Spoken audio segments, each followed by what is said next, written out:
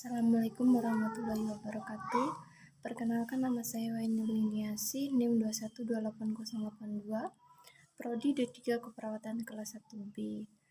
Baiklah, pada kesempatan kali ini di sini saya akan mempraktikkan bagaimana itu caranya push lift of breathing. Baiklah, kita tarik nafas atau inspirasi secara mendalam.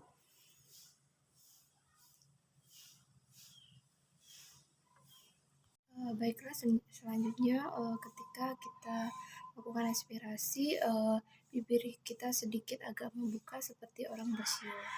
Baiklah, saya akan melakukan push of lift breathing.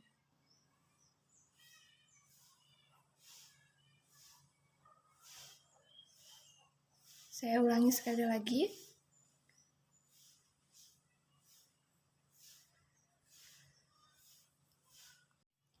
Baik, selanjutnya ada batuk efektif, di mana batuk efektif ini untuk mengeluarkan sekret yang berada pada saluran pernapasan atau diafragma. Baiklah, adapun teknik batuk efektif yang pertama itu melalui diafragma, di mana kita ditahan secara beberapa detik, kemudian saat ekspirasi dikeluarkan secara perlahan. Di sini saya akan mempraktekkan bagaimana itu pernapasan diafragma tersebut. Baiklah, yang pertama kita taruh tangan kita di atas dada, kemudian yang satu lagi di bawah perut.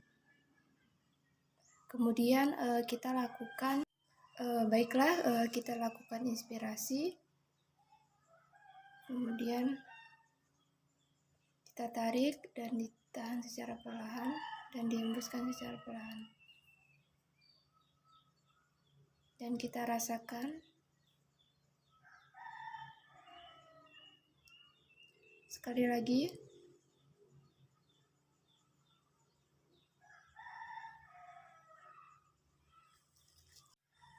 Pernapasan diafragma ini dilakukan sebanyak 2 kali. Di mana yang kedua itu kita menyuruh pasien untuk melakukan batuk yang kuat. Baiklah, di sini saya sudah memegang sekutum pot di mana yang sudah berisi cairan Lysol atau cairan disinfektan lainnya. Di mana sekutum pot ini untuk menampung cairan atau sekret dari pasien. Baiklah, akan saya contohkan bagaimana cara melakukan batuk secara efektif.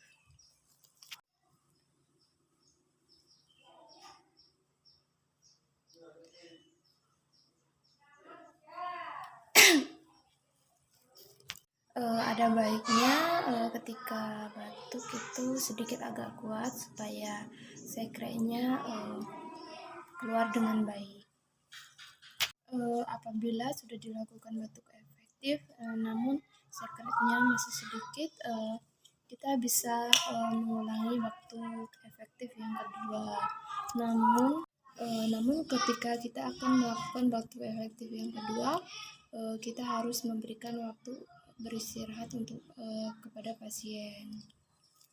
Pada saat pasien beristirahat, kita dapat memberikan air hangat kepada pasien supaya nantinya sekret-sekret itu keluar dengan baik.